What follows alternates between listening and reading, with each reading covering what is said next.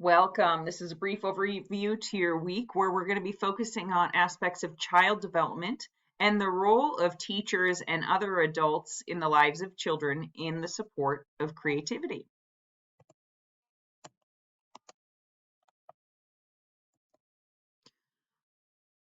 When we think of creativity, I want to take a moment to focus back on one of the major researchers and psychologists that we've studied throughout early childhood, and that's Jean Piaget. Remember, he's considered the father of developmental psychology. He looked at our environment and how we learn through our environment through our active interactions with everything, and that's considered constructivism. It's a great way to also spark, of course, our creativity and our curiosity and imaginations. He decided and listed 4 stages of cognitive development. I'm focused on 3 here because typically the last stage, which is formal operational thinking, is happening closer to middle school and high school for many. Let's start with sensory motor. These are infants until they're into their toddler period. And remember, they're experiencing everything through their senses here. So they're putting things in their mouths, they're touching, they're tasting, they're feeling, they're seeing. And so keeping the environment not overwhelming, but opening their curiosity by changing some things, by manipulating things in the environment, by showing them how they can manipulate things in the environment and interacting together, of course, in a fun and playful way. When we really start seeing a lot of kind of creativity emerging in the traditional sense, we're seeing it a lot in that pre-operational stage. So after and moving past the toddler years through ages 5, 6, 7, depending on the child, they're in that pre-operational stage, and they can be a little focused on themselves and a little confused about others and their needs because that's just a part of their development at that time. They're figuring out who they are separate from their parent.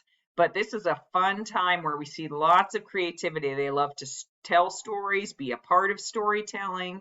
So even when we're reading books as teachers, we can have them be involved, have them make noises, be characters, interact and play. And lots of pretend playtime. So think of the dress up areas, the house areas, the boxes that are turned into rockets and ships and cars. So lots of time for pretend play, which is terrific. Children love this. Unfortunately, as we move into the concrete operational stage, children still love these things, but it tends to start disappearing, right? And that's because of the things that we do in our environment, typically as adults.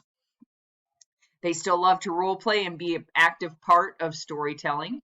We need to make sure to allow time for divergent thinking and also problem-based learning. So it's not just about art or music or dance. It's about everything that we do. It's about recess time. It's about math and science where they might have a problem to solve that's a real world problem or a problem that we create for the classroom. And they're coming up with creative and unique solutions to that problem.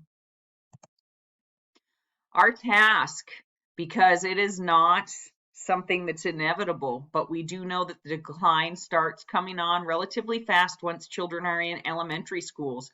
We're so focused on always getting the right answer and not having time to explore other answers or other possibilities. We need to figure out little ways to build creativity into each day, and a lot of our readings and videos are going to give you some ideas there.